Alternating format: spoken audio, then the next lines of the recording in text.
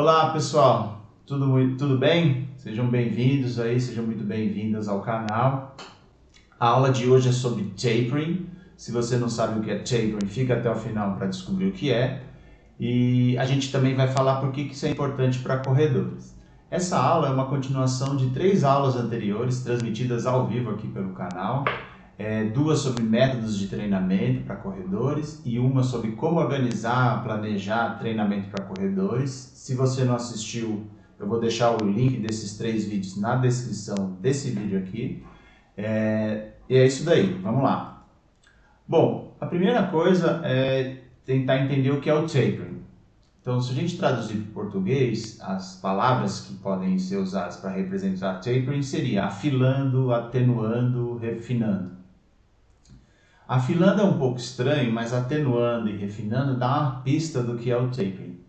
Então seria atenuar, refinar um pouco o treinamento naquela fase, naquele momento. E tem a ver com redução, atenuação. Tá? Então tapering nada mais é do que uma redução na carga de treinamento durante um determinado período, que a gente já vai ver qual que é.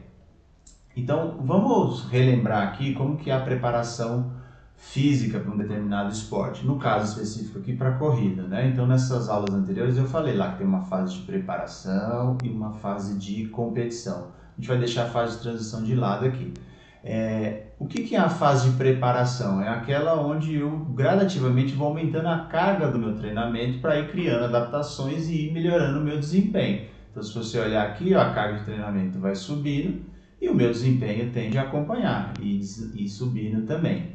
Quando eu entro na fase de competição, é aquela onde já está muito próximo da minha meta, do meu alvo, a competição alvo do meu atleta, lá do meu aluno, do meu cliente. E aí o que a gente faz quando está entrando nessa fase de competição? A carga de treinamento ela aumenta ainda mais. Só que se a gente notar, a performance já não aumenta mais paralelo ao aumento dessa carga de treinamento. Ela continua aumentando um pouquinho, mas ela praticamente estagna. Ou seja, eu vou aumentando a carga de treinamento e eu não tenho tantos ganhos de performance assim. Se eu insistir com isso, ou seja, se eu continuar aumentando a carga de treinamento até chegar muito perto da competição, tenho 2 riscos envolvidos aí. O primeiro é que com a carga de treinamento alta até poucas horas antes da competição, o meu atleta pode chegar nessa competição muito cansado, muito fadigado. Então ele não vai conseguir dar o seu melhor, o seu máximo naquela prova. O outro risco é que se eu continuar com a carga de treinamento muito alta por muito tempo, eu posso levar o atleta a uma espécie de overtraining, que é com excesso de carga, o desempenho ao invés de melhorar começa a diminuir. Então, o tapering é um planejamento estratégico para você usar algumas semanas antes da competição, de forma com que haja uma redução na carga de treinamento, e essa redução na carga de treinamento leva uma recuperação daquele treino pesado anterior, e isso pode fazer com que a performance aumente, e aí o atleta, quando chegar na prova, na competição, ele vai chegar muito melhor, tá? Então, se a gente fizesse uma definição, tapering é uma redução da carga de treino, por um período que a gente vai ver daqui a pouco. Isso visa reduzir o estresse fisiológico, físico, psicológico, ou seja, toda a carga de treinamento que veio até ali, daquele treino anterior, e isso tende a otimizar o desempenho final do atleta na competição. Bom, então, se a gente já sabe o que é o tapering, a gente deve fazer a próxima pergunta, seria, tá, mas quanto tempo isso deve durar? 1 semana, 2 semanas, 3 semanas? E aí que o primeiro cuidado que a gente tem que ter é para não errar a mão no tapering, né? Então, por exemplo, eu começo o tapering lá, falta, vamos supor, 1 mês para a prova, então eu começo o tapering. E aí eu vou diminuindo a minha carga de treinamento. Bom, e o que eu quero reduzir com isso, né? A gente quer reduzir a fadiga, então essa aqui é a curva da fadiga. Então eu vou reduzindo a carga de treinamento e eu vou proporcionalmente reduzindo a fadiga, e eu quero que essa fadiga chegue a 0 quando eu estiver perto de competição, quando estiver já faltando 1 dia para a competição. Esse seria o ponto ótimo. Agora, se eu continuar reduzindo a minha carga de treinamento, o que vai acabar acontecendo, né? A minha aptidão física, o meu preparo físico, tudo que eu consegui com aquele treinamento pode começar a entrar em fase de destreinamento. Eu posso perder essas adaptações criadas pelo treinamento. Então, eu devo competir, eu devo fazer o tapering até os níveis de fadiga chegar bem próximo a zero, sem perder os efeitos positivos do treinamento. Se eu fizer um tapering muito longo, esse atleta pode começar a destreinar. Então eu não posso nem fazer um taper muito curto, porque senão ainda não deu tempo de tirar toda a fadiga. E esse taper não pode ser muito longo, porque senão eu vou ter um destreinamento. Bom, então para a gente saber direitinho quantas semanas usar, tem esse estudo aqui que eu recomendo, que é um estudo que fez uma meta-análise, ou seja, fez uma análise quantitativa de vários estudos que estudaram taper para chegar a uma conclusão mais genérica. E aí o que eles viram? Eles viram, nessa seleção de vários artigos, artigos que testavam uma semana de tapering, 2 semanas, 3 semanas, 4 semanas. Quanto maior esse valor aqui no eixo Y, maior é o efeito positivo. Tá? Então, se um efeito de 1, ele tem um efeito muito positivo sobre a performance. Um efeito negativo, ele teria um efeito piorando a performance. Tá? E o que a gente vê? Que esse valor ele é maior quando você faz 2 semanas de tapering, né? Ele chega aqui perto de 0,6, enquanto que 1, 3 ou 4 semanas vai variar aí entre 0,2 e 0,3. Então significa que, lembra que eu falei, quanto maior esse valor, melhor é. Então significa que o ideal é fazer um tapering de 2 semanas. Ah, mas 1 semana não funciona? Funciona, é um valor positivo. 3 semanas funciona? Funciona, também é um valor positivo, mas provavelmente o maior ganho seja quando você faz só 2 semanas.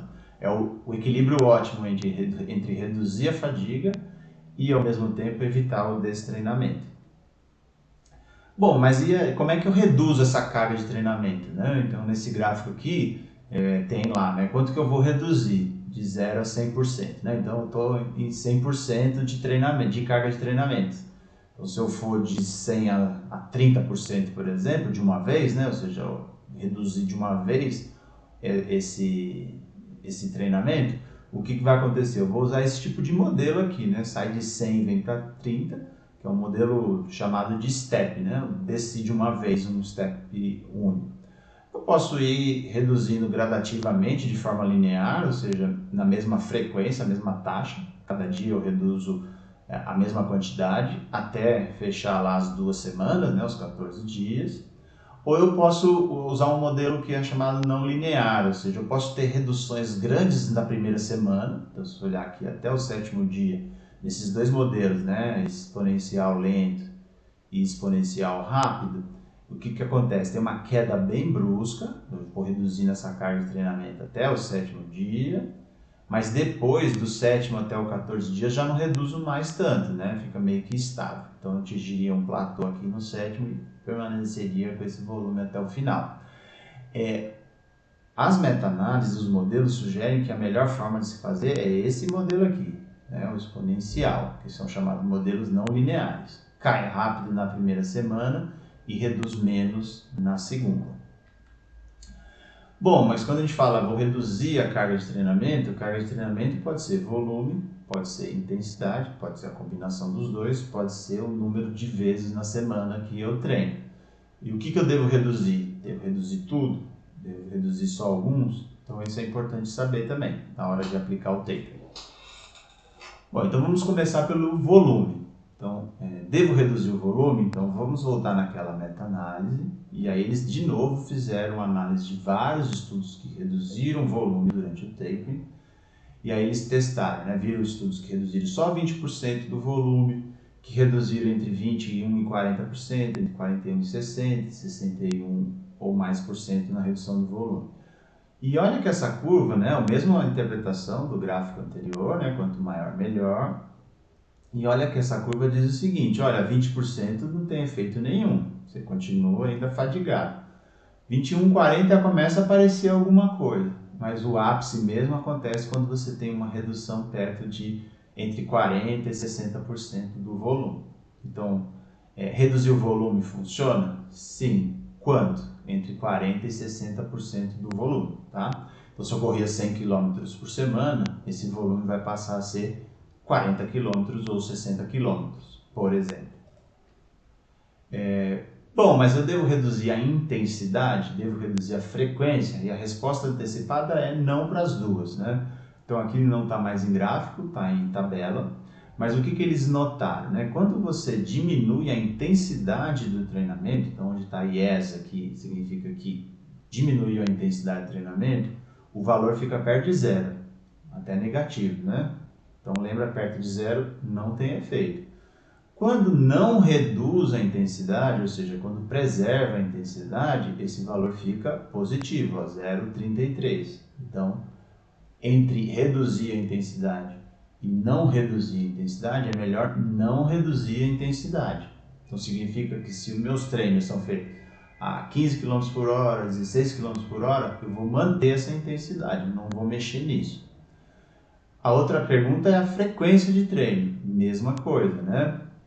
Apesar do IES aqui, ou seja, se diminuir a frequência, o valor seja positivo, mas o valor é maior e é significativo, né, uma questão estatística, quando eu não reduzo a frequência de treinamento. Então, se eu treino 5 vezes por semana, eu tenho que manter 5 vezes por semana. Mas o que eu vou fazer? Vou diminuir o volume de cada sessão. Então, se naquela sessão eu corria 10 km, eu vou passar a correr 5 km, 4 km, 6 km, ou seja, a redução de 40% a 60% no volume. Mas o número de vezes por semana e o ritmo de treino não vai alterar.